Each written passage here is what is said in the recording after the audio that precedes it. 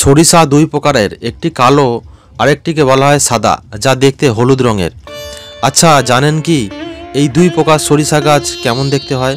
সরিষার শাক খেলে কী কী উপকার পাওয়া যায় সব কিছু জানতে অবশ্যই শেষ পর্যন্ত ভিডিওটার সঙ্গে থাকুন। শীতকাল আসলেই গ্রামের মাঠে ঘাটে বিভিন্ন জায়গায় সরিষা ফুলে ভর্তি হয়ে যায়। যেদিকে তাকান সেদিকেই হলুদ আর হলুদ। সরিষা ফুলের গন্ধে মম করে, প্রকৃতি যেন অপরূপ সৌন্দর্যে সেজে ওঠে। জানেন কিভাবে চাষ করে এই সরষে গাছ?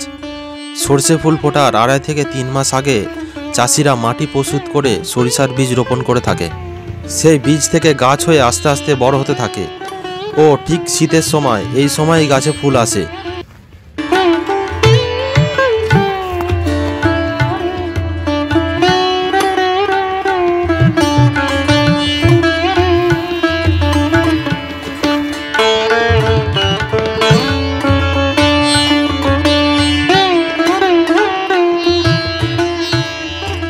পরে ফুল ঝরে ফলে রূপান্তরিত হয়। ফল পেকে শুকনো হলে চাষিরা এ থেকে সরিষার দানা বের করে। সরিষার দানা দেখতে দুই রকম হলেও গাছ ও ফুল দেখতে একই রকম হয়। এই সরিষার দানাকেই ঘানিতে পিষে তেল বের করা হয়, যেটা আমাদের কারোরই অজানা নয়। এই সরিষা পাতা বা ফুল দুটোই খাওয়া যায়।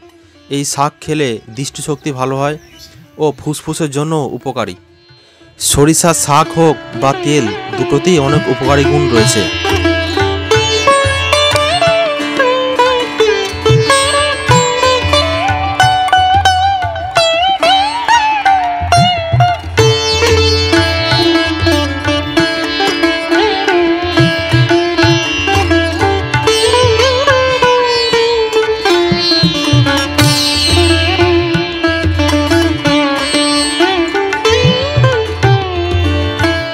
আজকের ভিডিওটি এই পর্যন্তই।